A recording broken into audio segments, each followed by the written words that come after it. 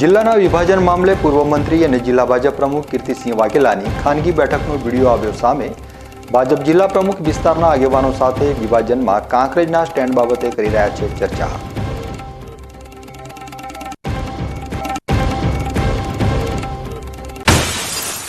₹15 લાખની લાંચ લેનાર છાપી સરપંચ પતિનો ચૂંટણીમાં સોગંદ ખાધાનો વિડીયો વાયરલ। કોઈ પણ કામમાં ભ્રષ્ટાચાર નહીં કરીશ તેવા સધીમાના ખાધા હતા સોગંદ।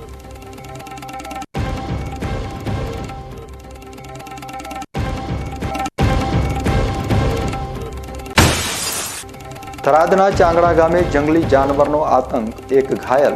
રાયડાના પાકમાં દીપડા જેવો જાનવર છુપાયું હોવાનું આશંકા।